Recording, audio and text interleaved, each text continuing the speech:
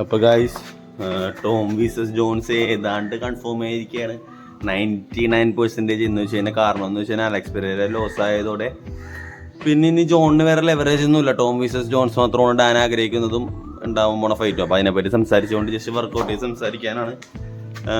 പിന്നെ ഗൈസ് ഞാൻ ഈ വർക്കൗട്ട് ചെയ്യുമ്പോൾ കുറച്ച് മനസ്സിലാക്കി ഇവിടെ ചെയ്യുന്നുണ്ടാവും. അത് വേറെ ഒന്നുമല്ല, ഈ പാട്ട് കുറച്ച് ഹാർഡറാണ്, കുറച്ച് ലൂസാണ്. അപ്പോൾ അതുകൊണ്ടാണ് നിങ്ങൾ സംസാരിച്ചുകൊണ്ട് വർക്കൗട്ട് ചെയ്യണതിനെ ജഡ്ജ് ചെയ്ത് പഞ്ച് കുറേ വ്യത്യാസമൊക്കെ ഉണ്ടാവും. ഞാൻ പ്രൊഫഷണൽ ഇന്റർനാഷണൽ പ്രൊഫഷണൽ ഒന്നും അല്ല.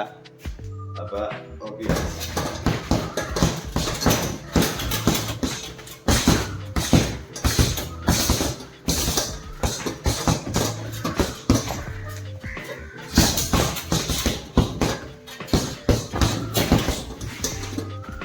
അപ്പോൾ ഗൈസ് ഞാൻ എന്തായാലും പ്രെഡിക്റ്റ് ചെയ്യുമ്പോൾ എൻ്റെ ഉള്ളിൽ നിന്ന് I will only pick Jones. ഇത് ഞാൻ ലോകത്തെ ഏറ്റവും വലിയ അല്ലെങ്കിൽ യൂണിവേഴ്സിലെ ഏറ്റവും വലിയ ജോൺസ് ഫാനായതുകൊണ്ട് പറയണതല്ല. I believe Jones will win.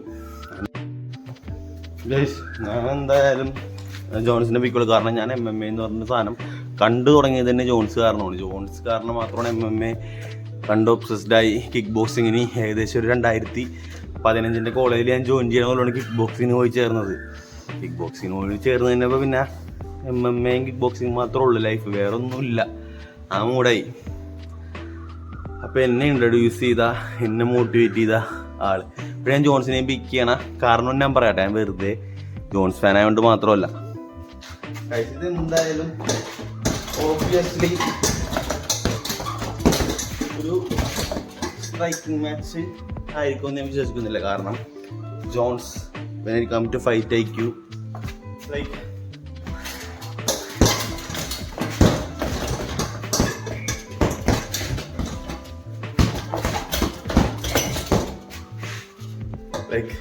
when it come to fight IQ, I don't think anyone is better than John Jones. Tom എന്ന് പറഞ്ഞാൽ പ്രീമിയറിൽ ഒരു സ്ട്രൈക്കറാണ്.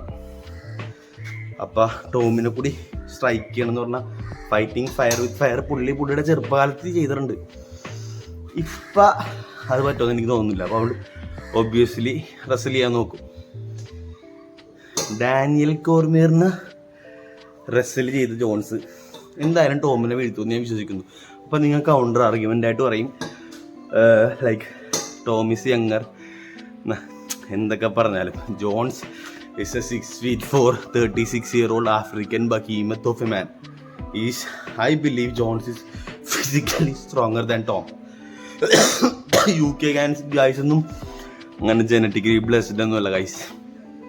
അപ്പോൾ പ്യുവർ സ്ട്രെങ്ത്തിലാണെങ്കിലും പിന്നെ ജോൺസ് ടേക്ക് ഡൗൺ ചെയ്യണ രീതികൾ, സെറ്റപ്സ്, ജോൺസ് വലിയ ചെയിൻ റെസ്ലറൊന്നും അല്ല, പക്ഷേ ജോൺസ് ചില സമയത്ത് സെറ്റ് ചെയ്യണ കാര്യങ്ങളൊക്കെ ഉണ്ട്. എന്തായാലും ഈ ഫൈറ്റ് ഗ്രൗണ്ടിൽ പോയി കഴിഞ്ഞാൽ I still believe Jon Jones is the best grappler at heavyweight. അത് ഞാൻ പൂർണ്ണമായിട്ട് വിശ്വസിക്കുന്നു. പിന്നെ Tom, I want to see how Tom 3rd, 4th, 5th റൗണ്ടും ആവണ ടോം എന്തായിരിക്കും എന്ന് കാണാൻ എനിക്ക് ഭയങ്കര ആഗ്രഹമുണ്ട് ഗൈസ്.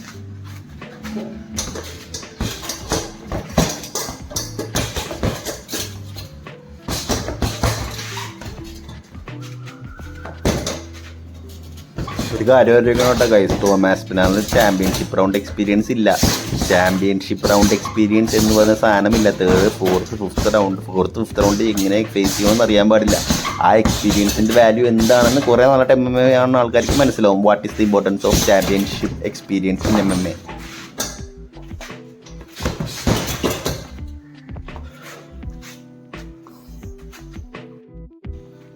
ജോൺ ജോൺസിന് ഇപ്പോഴും റിയാസ് ഫൈറ്റ് വെച്ച് മാത്രം ജഡ്ജ് ചെയ്യണവരോടൊക്കെ ഒരു കാര്യം പറയാണ്ടട്ടാ.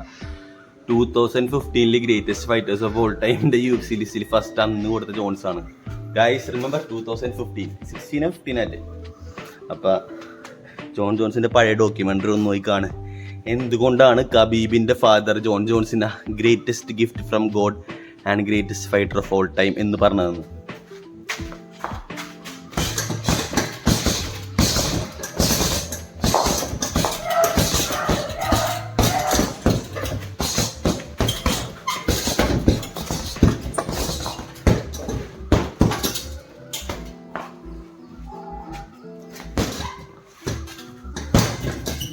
മര്യാദ ചെയ്യാൻ പറ്റില്ല, ഒന്നും മര്യാദ ചെയ്യാൻ പറ്റിയിട്ടില്ല.